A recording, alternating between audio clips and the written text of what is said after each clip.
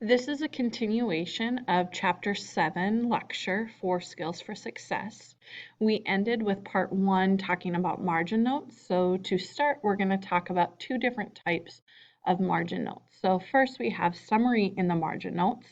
Summary is a brief statement or restatement of main points. So this is just going to be a shortened version of what you consider to be important of the text that you're reading, placed into the margin of your notes. They do give a suggestion that using just a bracket is a simple and time-saving form of highlighting. So literally drawing a bracket around the information that you believe is important if you didn't have a highlighter, or even a bracket, even maybe just starring that information would be the same type of thing. Another way that you can use margin notes is by doing question in the margin notes. And this is where we summarize important ideas into questions. And so what we might do is we might put a brief little question over in our margin, and then the answer to that question would actually be in the text. We can combine margin notes and effective highlighting. This allows us to quickly identify important ideas. It helps us reinforce other ideas. It's a great way for us to review our material. The big thing here is there's no right or wrong. Don't waste your time on the mechanics of combining the two methods. Do whatever works best for you. How maybe I personally would use both of those is maybe I would write a question in the margin, a brief little question, and then in the text, I would actually highlight the answer to the question that I asked in the margin. Now, to study with margin notes. We talked about how margin notes, or any type of notes, is going to help you concentrate on what you're reading. It helps you focus on what was really important in your reading, and then it's going to help you reduce your time when you review. A great way to do this is taking some type of piece of paper. It doesn't necessarily have to be a blank piece of paper, but something to cover up the text, and so that you can only see the margin. And then what you will do is you will either read the summaries that you wrote in the margin, or you will look at the questions that you wrote in the margins and you'll quiz yourself. Ask that question to yourself, and then lift up your piece of paper to see in the text if you got the answer correct. Again, these are activities that you will do that will be on Google Classroom. The next type of notes to do while we're reading is taking full notes. And full notes are going to be at the top step of that active learning staircase that we've looked at.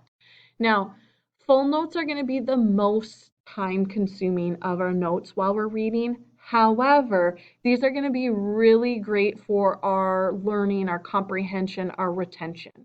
These would be great to take when we're learning any technical or really difficult material. What we're going to be doing with full notes is we would take our notes on summary paper. So we wouldn't be highlighting, we wouldn't be writing margin notes in our textbook. We would actually be writing notes on a separate piece of paper. And we're going to use like the Cornell method. But instead of taking notes using the Cornell method during class from lecture, now we're doing it from our reading, from our textbook. So we want to recreate that author's outline in the body of our notes. Remember, the body is going to be on the right side of the margin. It's the right side of the paper, and that's where we take our main part of our notes. That's called our body. And then once we're done with the body of our notes, then we would fill in the important information into our recall. So anything that really stands out would go into our recall column. Or this might be where we put our own questions, and we would write those into the recall column. Now, if we are more of a mind map type of learner, we could also take a mind map. We could create a mind map with full notes. Okay, it's the same thing where we want our main idea and then supporting ideas that go off of that main idea. Again, we can use a combination of our effective highlighting and our margin notes, but taking full notes along with reading actively is going to result in 75% or more comprehension and retention over those 3 days. So Again, I'm going to refer back to that example. If we had that chapter that was 10 pages long and we read it actively and we took full notes while we read, we're going to have 75% or more comprehension and retention. That means we're going to remember and understand 7.5 pages of that chapter. Now, I want to remind you too, this is without any studying in between that. So that would mean that we read it, we took full notes, and then 3 days later we are asked about it and we still remember 75% of that. That's awesome. Now, sometimes we also have to take notes when we're reading fiction material. Fiction material is things that are fake. So this would be, I think of English class really, when we are going to take notes using fiction. Effective highlighting and making notes in the margin can be useful for us. Again, we have to make sure that we own the book to be able to do those things. However, taking full notes would be really challenging on fiction material. And the reason for that is because remember, full notes is going to be where there's a main idea and then a supporting idea and then a topic that goes to that supporting idea. It's an outline form. When we are reading fiction, we don't have an outline form necessarily. Usually it's just a story. And so it's going to be a lot harder to do an outline form.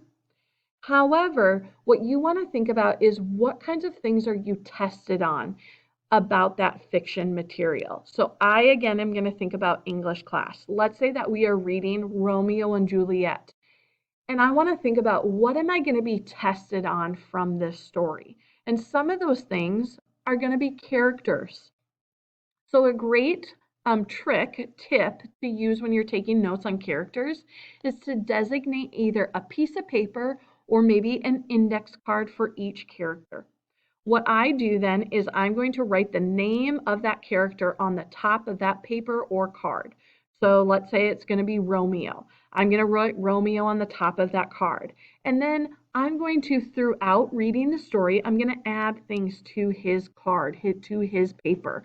And I'm going to talk about maybe there was things that stood out that he said, quotes from him, or examples of things that he did, maybe some pivotal things, actions that he did.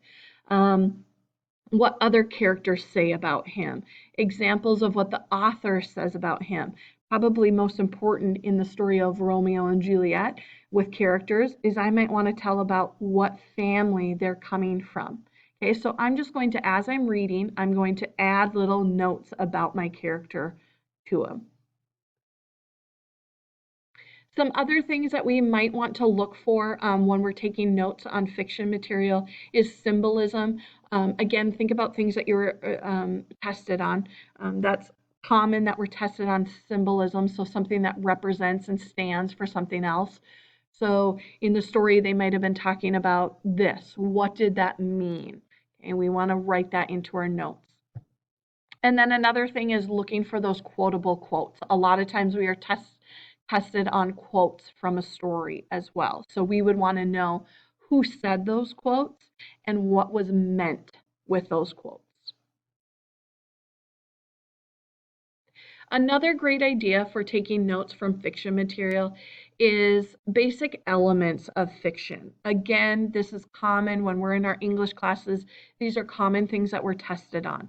So things like the title, the setting, the point of view, the conflict, the climax and resolution.